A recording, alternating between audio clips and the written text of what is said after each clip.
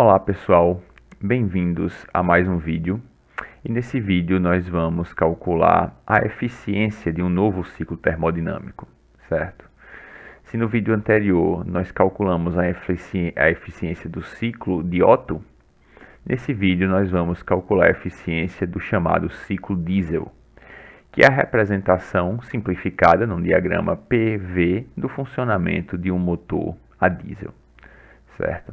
Nós vamos ver que existem poucas diferenças do ciclo diesel para o ciclo anterior, que a gente analisou, que é o ciclo de Otto, mas que as diferenças geram modificações, né, pelo menos nos cálculos da eficiência, que são significantes, certo? Então, a única diferença nessas etapas, né, do ciclo termodinâmico diesel para o ciclo termodinâmico de Otto é essa que está representada aqui em vermelho, certo? Todas as outras são as mesmas etapas, de 0 a 1 é o tempo de admissão, de 1 a 2, de 1 até 2, tempo de compressão adiabática, de 3 a 4 é o tempo de expansão adiabática, de 4 a 1 é a saída de calor, QC a volume constante.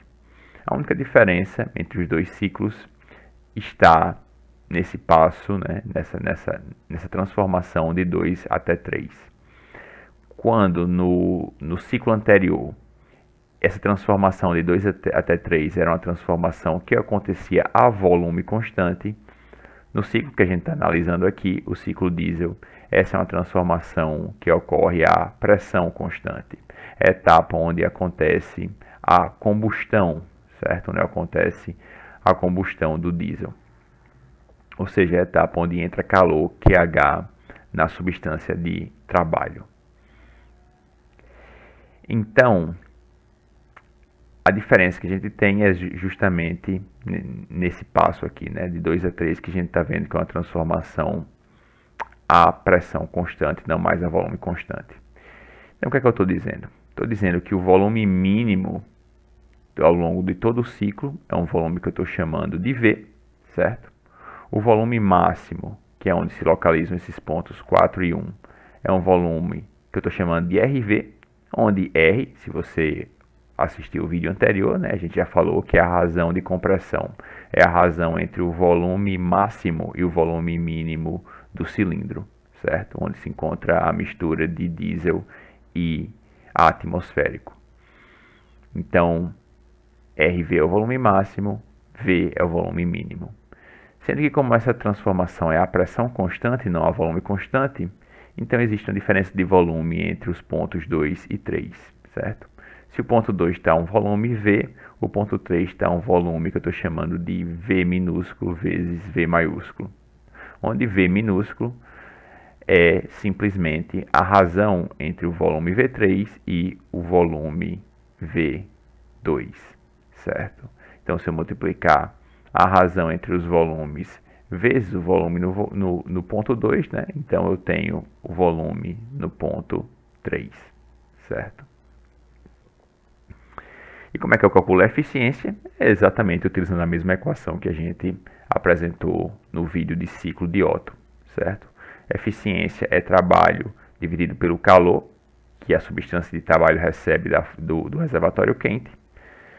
Calor, trabalho, né? Na verdade, trabalho é a soma do calor recebido do reservatório quente, mais o calor rejeitado para a fonte fria.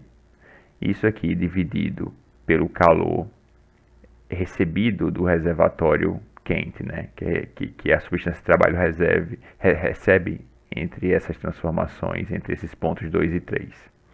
Então a gente chega na equação que a gente já tinha obtido anteriormente. Eficiência é 1 mais QC sobre QH. Então vamos continuar nosso cálculo, né, e ver quais são as diferenças que vão aparecer entre o ciclo diesel e o ciclo de Otto. Então a gente vai utilizar, né, para calcular, a gente tem essa equação aqui, então a gente precisa determinar quem são os calores QC e QH para calcular a eficiência do ciclo diesel. Como QH, né? QH é um calor que é transferido num processo a pressão constante. Então, essa equação aqui do calor, eu vou utilizar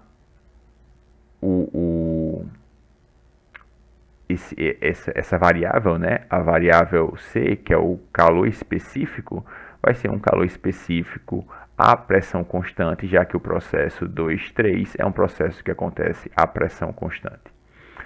Já o calor QC, né, essa variável C, que é o calor específico molar, ela vai ser um calor específico a volume constante, já que o calor é rejeitado a volume constante, né?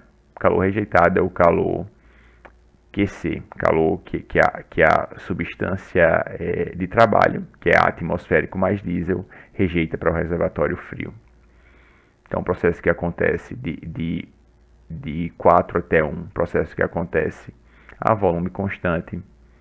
Então, eu uso CV, e esse aqui, o processo de 2 até 3, é um processo que acontece a pressão constante, eu uso CP. Isso aqui é uma diferença fundamental, né, entre a nossa derivação anterior, onde os dois calores específicos eram a volume constante. Agora nós temos um calor específico a pressão constante e um calor específico a volume constante.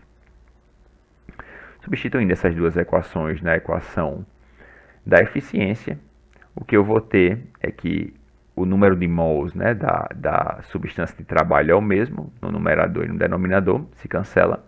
E eu vou ter uma razão entre CV e CP. E razão entre CV e CP é exatamente a definição de gama. Gama é o coeficiente de expansão adiabático, né? O coeficiente de expansão adiabático é CP sobre CV. Como a gente está invertido aqui, né? Não tá CP sobre CV, está CV no numerador e CP no denominador. Então, na verdade, o que eu tenho é 1 sobre gama. Então, gama aparece no denominador aqui. Então, vai ficar 1 mais T1 menos T4, dividido por gama vezes T3 menos T2. E o que foi que eu fiz desse passo aqui para essa outra forma aqui, né? Foi que eu fiz, eu simplesmente inverti as posições de T4 e T1, certo? Isso aqui vai ser interessante nos passos adiante para a derivação da eficiência do ciclo diesel. Então, eu inverti, coloquei T4 para frente, passei TT para trás, e passei T1 para trás, ficou T4 menos T1.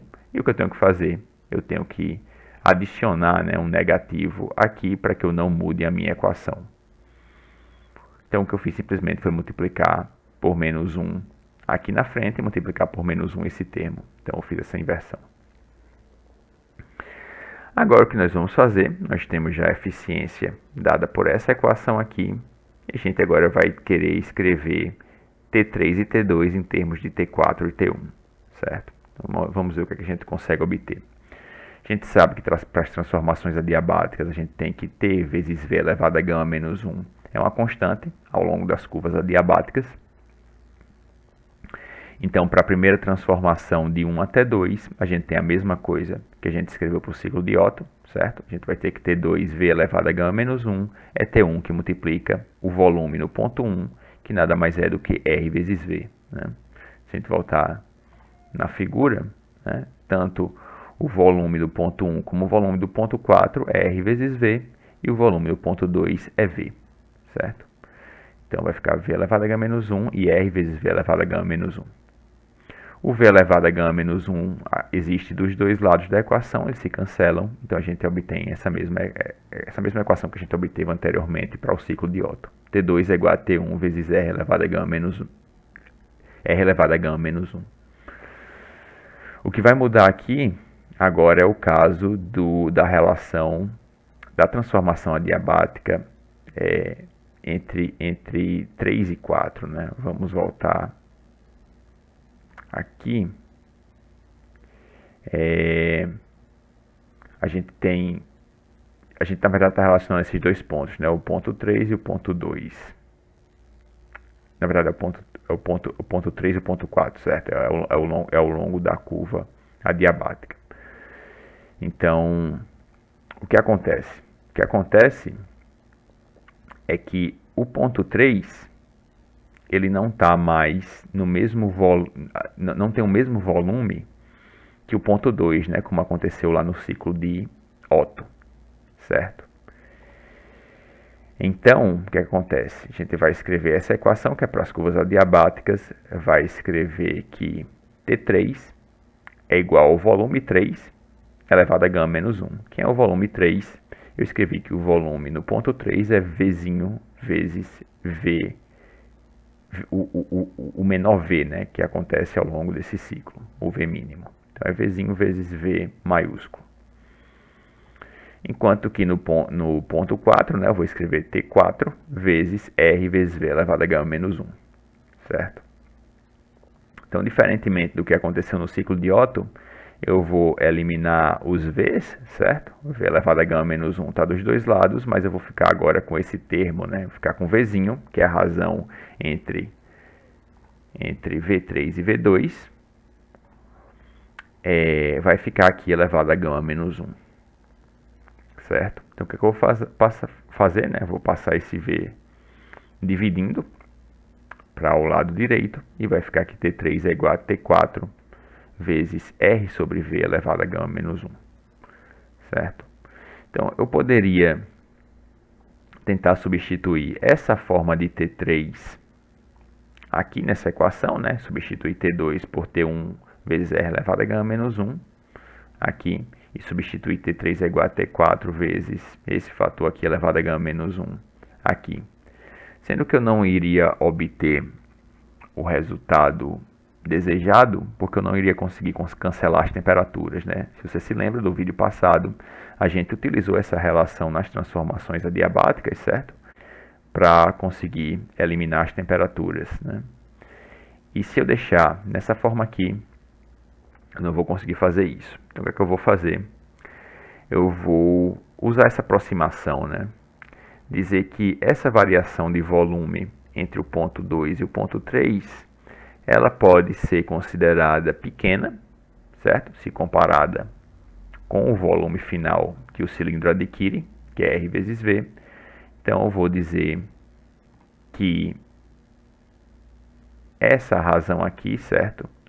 Vai ser aproximadamente 1, porque o V vai ser aproximadamente 1. Ou seja, eu estou dizendo que o volume V3 é aproximadamente igual ao volume V2 ao longo dessa transformação a pressão constante, certo?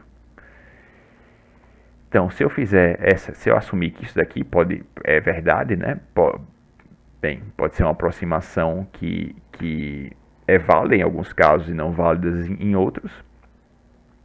Mas no caso, se considerarmos que